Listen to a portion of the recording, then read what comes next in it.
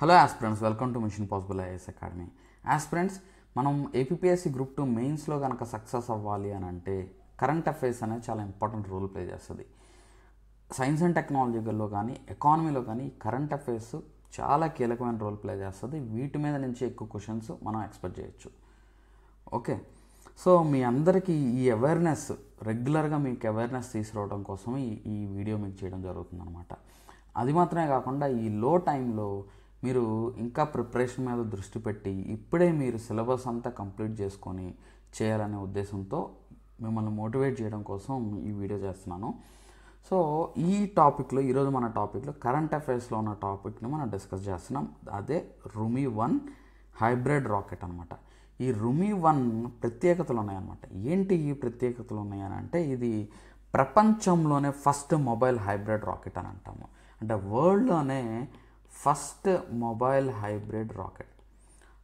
Mobile rocket అంటే ఏంటంటే ఎక్కడి నుంచి అయినా ఈజీగా లాంచ్ చేసుకోవచ్చు. అంటే ఒక ఫిక్స్డ్ పొజిషన్, ఇప్పుడు జనరల్గా రాకెట్ ఎక్కడో తయారైంది ఒక చోట తీసుకొచ్చి అసెంబుల్ చేసి అక్కడ నుంచే లాంచ్ చేయాలి అనే అనడానికి లేదు.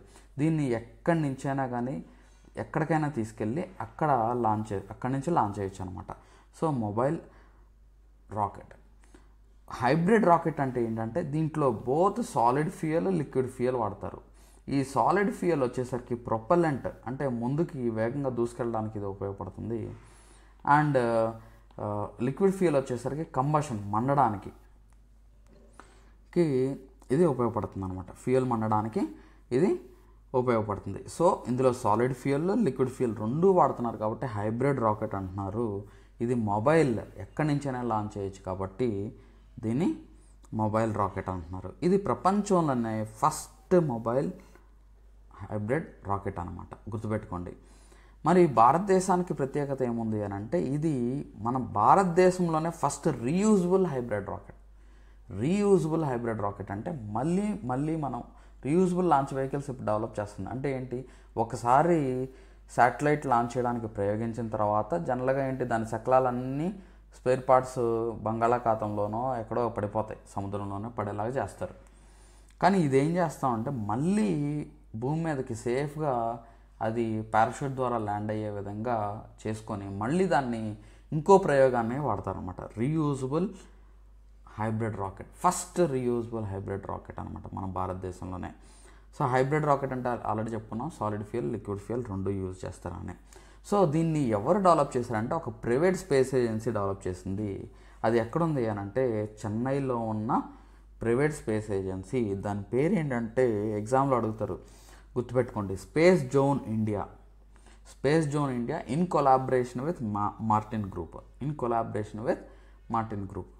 సో ఈ స్పేస్ జోన్ ఇండియా తయారు చేసింది. ఈ space zone India company field ఏంటంటే ఏరో టెక్నాలజీ కంపెనీ అనమాట. కంపెనీ ఏంటి, ఇది ఏరో టెక్నాలజీ కంపెనీ. ఈ రుమి 1 ద్వారా 3 క్యూబ్ శాటిలైట్స్ని లాంచ్ చేయడం జరిగింది.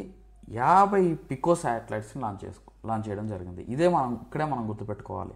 ఏంటి క్యూబ్ శాటిలైట్స్ అంటే ఏంటి, మనకి డైరెక్ట్ క్వశ్చన్ అడగడానికి అవకాశం ఉంది. ఎందుకంటే ఈ ఇయర్ ఇస్రో చాలా అచీవ్మెంట్స్ అన్నిటిని కూడా మనం గుర్తు చేసుకుంటూ వాటి మీద ఎక్కువ ఫోకస్ చేస్తూ ఈ ఇయర్ గడిచిందనమాట. సో కాబట్టి ఈ స్పేస్ టెక్నాలజీ మీద క్వశ్చన్స్ ఎక్కువ రావడానికి అవకాశం ఉంటుంది. ఓకే, సో ఈ క్యూబ్ శాటిలైట్ అంటే ఏంటంటే ఈ nano satellite 1 to 10 kgs of size ఉంటే, ఆ వెయిట్ ఉంటే దాన్ని నానో శాటిలైట్ అని అంటారు. అంటే ఒక క్యూబ్ శాటిలైట్ వెయిట్ ఎంత ఉండొచ్చు, 1 నుంచి 10 kgల మధ్యలో ఎంతైనా ఉండొచ్చు, దాన్ని క్యూబ్ శాటిలైట్ అని అంటారు. మరి పికో శాటిలైట్స్ అని వెయిట్ని అంటారు అని అంటే 0.1 నుంచి 1 kg, అంటే 0.1 నుంచి 1 kg ఇంత చిన్న శాటిలైట్స్ని లాంచ్ చేయొచ్చు.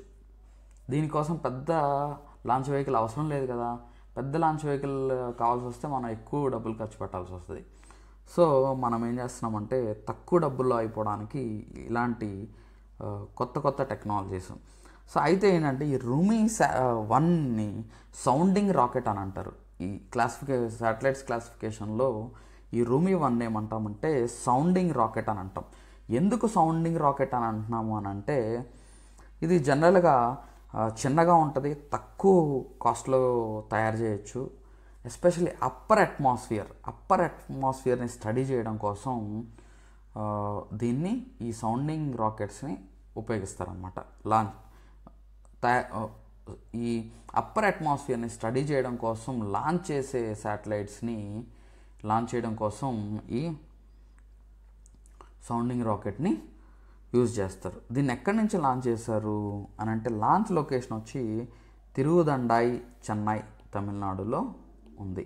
అక్కడి నుంచి దీన్ని లాంచ్ చేయడం జరిగింది. సో దీని ఫీచర్స్ వచ్చేసరికి జనరిక్ బేస్డ్ హైబ్రిడ్ మోటార్ ఉంటుంది. నెక్స్ట్ ఎలక్ట్రికల్లీ ట్రిగ్గర్డ్ పారాషూట్ డిప్లాయర్ ఉంటుంది. అంటే మళ్ళీ అది కిందకి రావాలి కదా, సేఫ్గా శాటిలైట్ని లాంచ్ చేస్తే మళ్ళీ కిందకి రావాలి కదా. సో ఎలక్ట్రికల్లీ ట్రిగ్గర్డ్ పారాషూట్ డిప్లాయర్ ఉంటుంది. సో దీనివల్ల ఉపయోగం ఏంటంటే జనరల్గా మనం రీయూజబుల్ లాంచ్ వెహికల్స్ అనేవి మన న్యూస్లో బాగా వినిపిస్తుంది.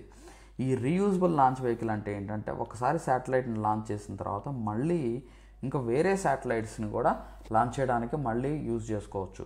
దానివల్ల 63% ఆఫ్ ద ప్రాజెక్ట్ కాస్ట్ తగ్గిపోతుంది అనమాట. 63% ఆఫ్ ద కాస్ట్ తగ్గిపోయింది. సో అప్పుడు మనం ఇంకా కాస్ట్ ఎఫెక్టివ్గా, ఇప్పటికే మనం ప్రపంచంలోనే కాస్ట్ ఎఫెక్టివ్గా మనం శాటిలైట్స్ని లాంచ్ చేస్తున్నాం.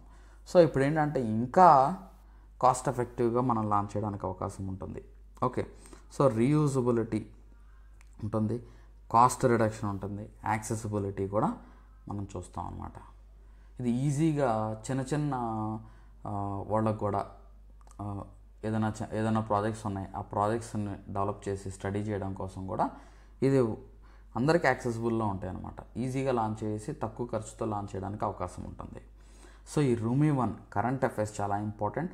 ఇంకా క్రాష్ కోర్స్లో ఎవరైతే జాయిన్ అవ్వలేదో జాయిన్ అవ్వండి. మీకు చాలా ఈజీగా ఉంటుంది. మేము సింప్లిఫై చేస్తాం. యాక్చువల్గా ఈ ఇన్ఫర్మేషన్ అంతా కూడా ఒక పేపర్లో అయితే లేదు. ఈ ఇన్ఫర్మేషన్ అంతా డిఫరెంట్ పేపర్స్లో ఉంటే మొత్తాన్ని కవర్ చేసి ఒక చోట తీసుకొచ్చి మీకు తెలియజేయడం జరుగుతుంది. ఈ వీడియో కనుక నచ్చినట్లయితే లైక్ చేయండి, షేర్ చేయండి, సబ్స్క్రైబ్ చేసుకోండి. Thank you so much.